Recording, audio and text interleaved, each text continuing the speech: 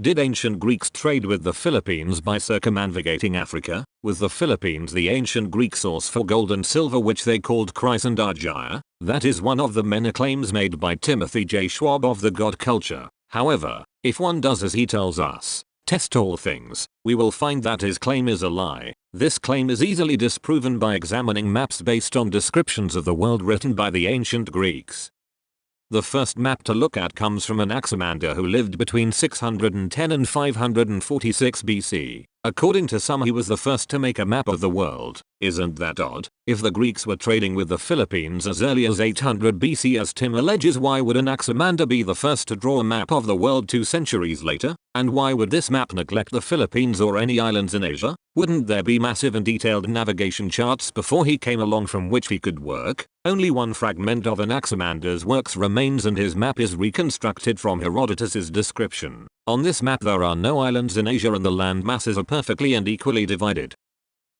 The next map comes from Hecatos of Miletus whose dates are 550 to 476 BC. This map is based on and an improvement of Anaximander's map. There are no islands in Asia on this map. The Indian subcontinent is a bit more prominent. The next map belongs to Eratosthenes who lived from 276 to 194 BC. This is the first time we see an island in Asia on a Greek map of the world. Taprobane, just south of India, is also known as Ceylon or Sri Lanka. Still no Chryse or Argire. The map of Posidonius is next. He lived from 135 to 51 BC. On this map Taprobane has disappeared and there are no other islands in Asia. Strabo's map is next. He lived between 64 BC and 24 AD. On this map Taprobane is back but there are still no other islands in Asia. Finally we reach familiar territory with the map of Pomponius Mela who died in 45 AD. Timothy Jay Schwab uses this map in many of his videos to prove that the Philippines were known to the Greeks as 2 tiny islands just off the coast of India named Chryse and Argire. This map is found on page 572 of Cram's Atlas of the World, Ancient and Modern. It is not much different from Strabo's map except that it is the first map to depict Chryse, the island of gold, and the only map to mention Argire, the island of silver. Zooming in we see Chryse and Argire are nowhere near each other. On this map Argire, alleged by Tim to be Mindanao, and Chryse, alleged by Tim to be Luzon, are separated by the Indian subcontinent. Some kind soul took Conrad Miller's 1898 map of Mela and added modern-day political divisions. Chryse and Argire are not marked on this map but they are the 2 orange islands above Sri Lanka. Here we are 1000 years after Solomon sent ships to go for which the God culture claims is the Philippines and we still see nothing that geographically resembles the Philippines. We see no land placed beyond the Malay Peninsula in the South China Sea.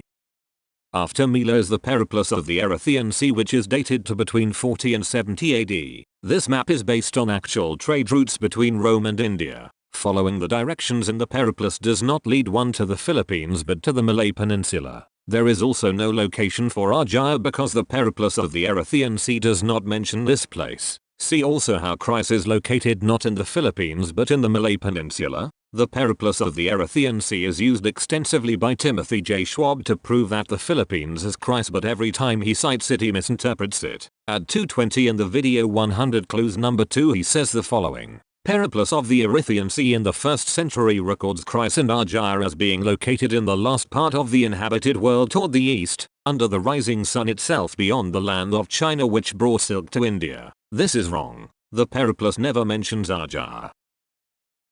In his book Solomon's Treasure Tim does not make this mistake but he continues to claim that Chryse lays beyond China. From Solomon's Treasure page 35. The periplus of the Erythraean Sea housed in the British Museum closes in on this antique land of gold with incredible accuracy and it is reaffirmed many times. It locates Chryse, the last part of the inhabited world toward the east, under the rising sun itself. What is the last part of the inhabited world to the east under the rising sun? The Philippines is called Land of the Morning in its national anthem Lupang Hinirang just as Japan refers to itself as Land of the Rising Sun. These are lands to the east of China not on the mainland of Malaysia. However, though many authors ignore this, the periplus scores far more specific and we are astonished how many scholars seem to read and then ignore what it says including Suarez. After this region under the very north, the sea outside ending in a land called this, China. After this region means beyond it, one passes it, under the very north of what? This, China, and the Tropic of Cancer,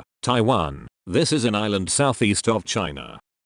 In an incredibly and deliberately deceptive fashion, Timothy cites only a tiny part from the periplus. Here are the directions in full. After these, the course turns toward the east again, and sailing with the ocean to the right and the shore remaining beyond to the left, Ganges comes into view, and near it the very last land toward the east, Chryse. There is a river near it called the Ganges, and it rises and falls in the same way as the Nile. On its bank is a market town which has the same name as the river, Ganges. Through this place are brought malabathrum and Gangetic spikenard and pearls, and muslins of the finest sorts, which are called Gangetic. It is said that there are gold mines near these places, and there is a gold coin which is called cultus, and just opposite this river there is an island in the ocean, the last part of the inhabited world toward the east, under the rising sun itself. It is called Chryse, and it has the best tortoise shell of all the places on the Erythraean Sea. After this region under the very north, the sea outside ending in a land called this, there is a very great inland city called Thinny, that is China, from which raw silk and silk yarn and silk cloth are brought on foot through Bactria to Biragaza, and are also exported to Damirika by way of the river Ganges. But the land of this is not easy of access,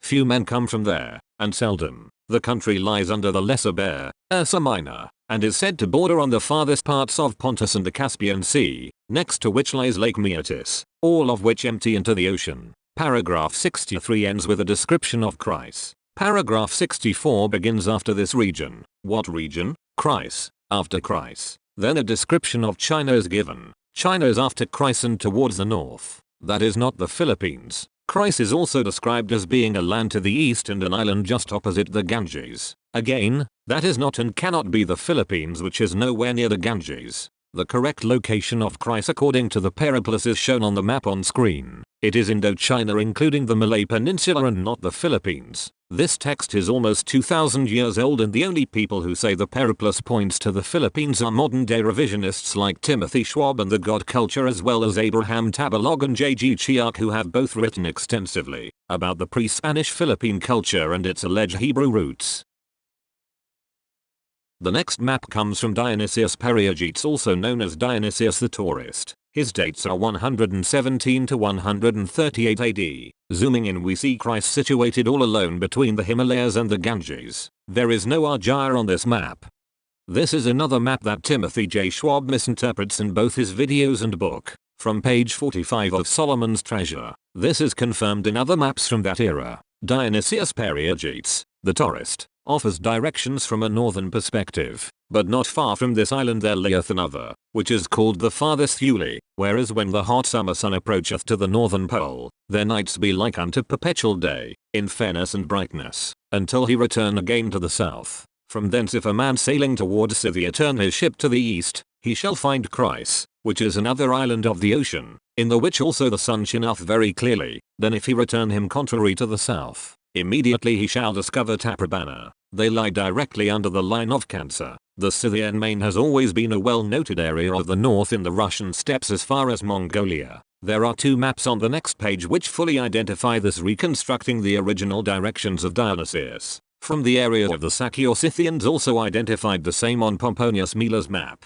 One journeys to the Eastern Ocean likely from the North Sea. This really affirms the periplus from a different perspective from the north heading south and east into the South China Sea. Chryse near Taprobana is consistent with a rendering of maps of that age which skipped into China and Malaysia. Chryse is mapped southeast of Sears, China, directly under the tropic line of Cancer which parallels Taiwan. That is not the Malay Peninsula but the Philippines. Dionysius identifies Chryse as an island southeast of China in the ocean, not a peninsula, and firmly. Tim's words bear repeating. Chryse near Taprobana is consistent with a rendering of maps of that age which skipped into China and Malaysia. The only logical reason for ancient maps to quote skip into China and Malaysia is because no one ever sailed the Far East. But Tim expects us to believe they did, but simply forgot about that entire region, skipping ahead to the Philippines. That is preposterous. To sail to the Philippines from the west you have to pass through the Strait of Malacca or the Sunda Strait. There is no other way. Tim expects us to believe that the Greeks made detailed accounts of shipping routes to the Philippines but omitted Indonesia. Why did they do this? Because the routes were lost. From Solomon's Gold, page 33. Remember, King Solomon partnered with Hiram, king of Tyre, the Phoenician, in the year of Solomon. The Phoenicians ruled the seas in the Mediterranean, but few historians even recognize that they had a whole new route now thanks to Solomon as of 970 BC into the Indian Ocean. The Phoenician language is the origin of the Greek language, and its influences in culture and mariner history are significant as it was absorbed into Greece in part. In doing so, the Greeks acquired the knowledge of the shipping routes of the Phoenicians, including the route to Ophir for gold and Tarshish for silver. In the Greek language, these two areas would be rebranded in name in Greek. As the Romans did not continue these routes, this would be lost and rediscovered, but records and maps exist from early in the Roman period. Note they did not typically reflect Malaysia nor Indochina, and the Ganges empties into the South China Sea on most maps.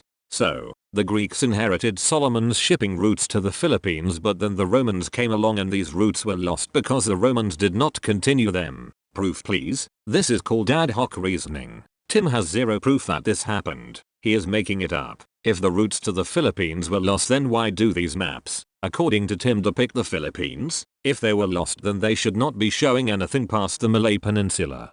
But it is not true that the Romans ceased trading with the East. It is a fact that the Romans traded with India. The periplus of the Erythraean Sea, which we have already examined, is a product of Roman seafaring knowledge. On page 58 of the Barrington Atlas of the Greek and Roman World we read the following. The territories spanned by Map 5 experience only limited contacts with the classical world, and represent the easternmost reaches of reliable Greek and Roman geographical knowledge. Until the 1st century AD, they were known almost exclusively through the account of Megasthenes, a Seleucid envoy to the Mauryan imperial court. Even at the peak of commercial contacts with the West, they showed few traces of Greek or Roman settlement, and with the exception of Menander's brief foray into the Ganges Valley 175 BC, none of conquest. Moreover, by the 2nd century AD, Western knowledge of their geography reached its zenith, since later works neither added new information nor even reproduced more than a fraction of the knowledge previously accumulated. By the 3rd century,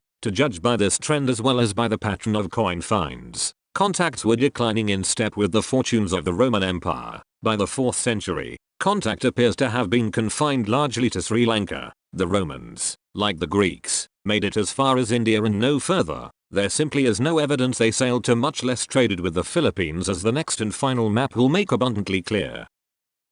Now for the most important map in all of antiquity, the map of Ptolemy. He lived from 100 to 170 AD. This map represents the sum total of what the Greeks knew about the world by the 2nd century AD. There is no ocean past the Malay Peninsula, which Ptolemy labels Chrysokersnesus or Golden Peninsula. Such is the known world in the time of Ptolemy. There is no Philippines. There is no Arjah. There is no island marked Chryse. If the Greeks were sailing to the Philippines to find gold, then why does the world end just before where the Philippines should be? Why is there no southern Africa if the Greeks circumnavigated it to arrive at the Philippines? It's because the Greeks never sailed to the Philippines, and neither did King Solomon's navy. If they had, then these maps would not end where they do. They would also not contradict one another.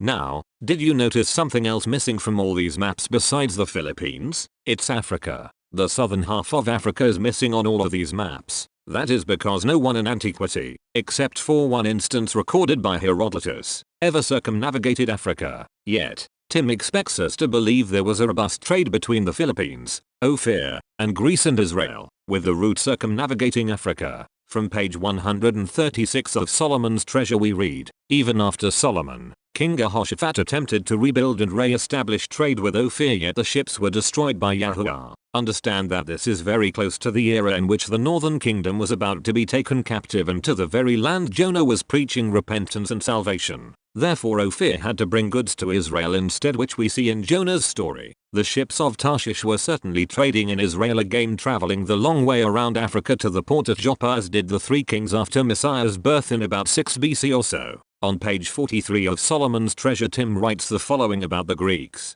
The Greeks traded with the Philippines for gold and silver roughly around 800 and 150 BC, and Mila retained this from the olden writers of Greece. What proof does Tim offer in his book Solomon's Treasure that Filipinos, Greeks, and Israelis were engaged in a robust trade which circumnavigated Africa? None. He offers zero proof but merely asserts it. As I mentioned earlier, Herodotus records that the Phoenicians circumnavigated Africa from east to west. From book 4 chapter 42 of the histories we read, so the Phoenicians set out from the Red Sea and sailed the southern sea. Whenever autumn came they would put in and plant the land in whatever part of Libya they had reached, and there await their harvest. Then, having gathered the crop, they sailed on, so that after 2 years had passed, it was in the third that they rounded the pillars of Heracles and came to Egypt. There they said, what some may believe, though I do not, that in sailing around Libya they had the sun on their right hand. Let's conclude here. Timothy Jay Schwab of the God Culture asserts that ancient Greeks, Israelis, and Filipinos were engaged in a robust trade which circumnavigated Africa,